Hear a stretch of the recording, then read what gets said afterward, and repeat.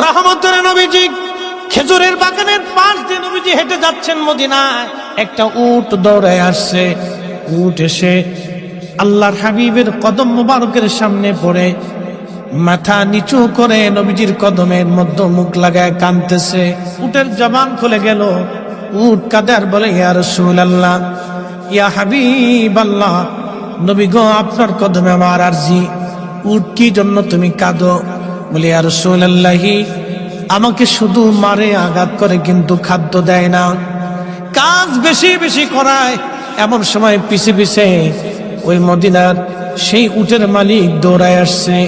আল্লাহর নবী বললেন, ও উটের মালিক, তুমি কি উটের মালিক? বলে, হ্যাঁ ইয়া রাসূলুল্লাহ। তুমি কি তাকে খাবার কম দাও, কাজ বেশি করাও এবং মাঝে মধ্যে তারে পিঠাও? বলে, ইয়া রাসূলুল্লাহ, কি করে আপনি জানলেন? বলে, উট এসে তোমার বিরুদ্ধে আমার কাছে অভিযোগ পেশ করেছে।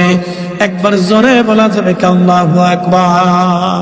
বিশ্ববিখ্যাত আল্লাহর একজন ওলি ছিলেন, তার নাম হযরত মালিক ইবনে দিনার আল ইরাকি আল বসরি রাহমাতুল্লাহ আলাইহি। হযরত মালিক ইবনে দিনার তিনি প্রত্যেক বছরে মক্কায় হজ করার জন্য ইরাকের বসরা থেকে আসতেন। এক বছর তিনি হজে আসলেন, হজ শেষ করলেন।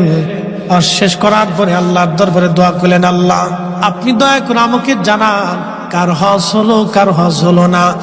আপনি দয়া করে আমাকে একটু জানান আল্লাহ।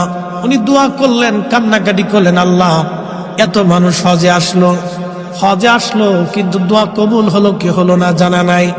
আল্লাহ রাব্বুল আলামিন রাত্রিবেলা হযরত মালিক ইবনে দিনারকে স্বপ্ন দেখাইলেন, মালিক রে, সবার হজ আমি আল্লাহ কবুল করেছি, সবার জীবনের গুনাহ আমি আল্লাহ মাফ করে দিয়েছি, কিন্তু একজন মানুষের দোয়া এবং একজন মানুষের হজ আমি আল্লাহ কবুল করি নাই, এবং একজন মানুষকে আমি আল্লাহ ক্ষমা করি নাই। লক্ষ লক্ষ মানুষ আমি মাফ করছি, কিন্তু একজনকে মাফ করি। তো মালিক ইবনে দিনার ইরাকি বসরি খুব চিন্তায় পড়ে গেলেন যে ওই একটা লোক যদি আমি হই, তাহলে আমার জীবন বরবাদ হয়ে গেছে। ওলিরা তো সবসময় আল্লাহকে খুশি করার জন্য নিয়োজিত থাকে। একসাথে বলবেন আল্লাহু আকবার। ওলিরা কাকে সন্তুষ্ট করতে?